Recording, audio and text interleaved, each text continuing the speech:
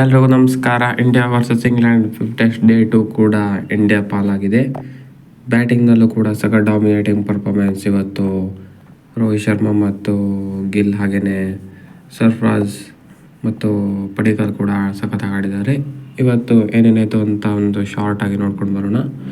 ಅದಕ್ಕೂ ಮೊದಲು ಚಾನಲ್ಗೆ ಹೊಸಬರಾಗಿದ್ದರೆ ದಯವಿಟ್ಟು ಸಬ್ಸ್ಕ್ರೈಬ್ ಮಾಡಿ, ಸ್ಪೋರ್ಟ್ಸ್ ಅಪ್ಡೇಟನ್ನು ಪಡೆಯಿರಿ. ಬನ್ನಿ ವಿಡಿಯೋನ ಪಟಾಪಟ್ ಅಂತ ಶುರು ಮಾಡೋಣ.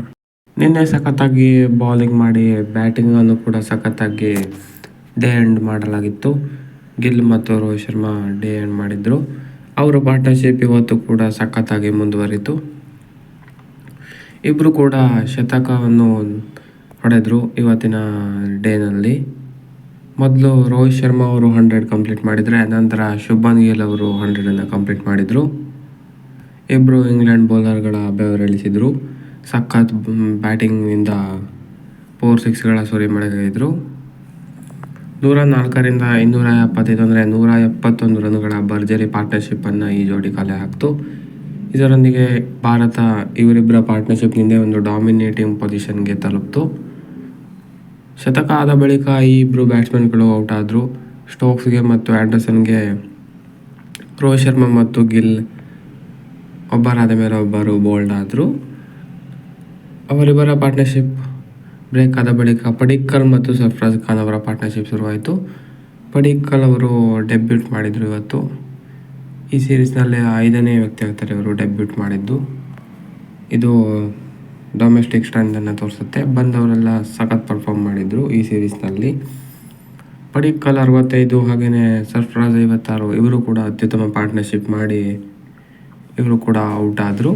ನಂತರ ಜಡೇಜಾ, ಜುರೇಲ್ ಮತ್ತು ಅಶ್ವಿನ್ ಫಾಸ್ಟಾಗಿಯೇ ಔಟ್ ಆದರು. ಟೀಮ್ ಇಂಡಿಯಾ 428ಕ್ಕೆ 8 ವಿಕೆಟ್ಗಳನ್ನು ಕಳೆದುಕೊಳ್ತು. ಸ್ವಲ್ಪ ಬೇಗ ವಿಕೆಟ್ಗಳನ್ನು ಕಳೆದುಕೊಳ್ತು ಕೊನೆಯಲ್ಲಿ. ಅದಾದ ಬಳಿಕ ಕುಲ್ದೀಪ್ ಯಾದವ್ ಮತ್ತು ಬುಮ್ರಾ ಅತ್ಯುತ್ತಮ ಪಾರ್ಟ್ನರ್ಶಿಪ್ ಕಲೆ ಹಾಕ್ತಾ ಇದ್ದಾರೆ. ಈ ಜೋಡಿ ಭರ್ಜರಿ 45 ರನ್ಗಳ ಪಾರ್ಟ್ನರ್ಶಿಪ್ನೊಂದಿಗೆ ಮುಂದುವರಿತಾ ಇದೆ. ಇನ್ನೂ ಇವತ್ತಿನ ಡೇಯನ್ನು ಈ ಜೋಡಿನೇ ಮುಗಿಸಿದೆ. ಕೊನೆಯಲ್ಲಿ ಭಾರತ ತಂಡವು 473 ರನ್ಸ್ಗೆ 8 ವಿಕೆಟ್ ಕಳೆದುಕೊಂಡು ಇವತ್ತಿನ ದಿನವನ್ನು ಮುಗಿಸಿದೆ. ಬರೋಬ್ಬರಿ 255 ರನ್ಗಳ ಲೀಡ್ನೊಂದಿಗೆ ಭರ್ಜರಿ ಈ ಮ್ಯಾಚನ್ನು ಕೂಡ ತಮ್ಮ ಕಡೆ ಮಾಡಿಕೊಳ್ಳುವ ಎಲ್ಲ ಲಕ್ಷಣಗಳು ಕಾಣ್ತಾ ಇದೆ.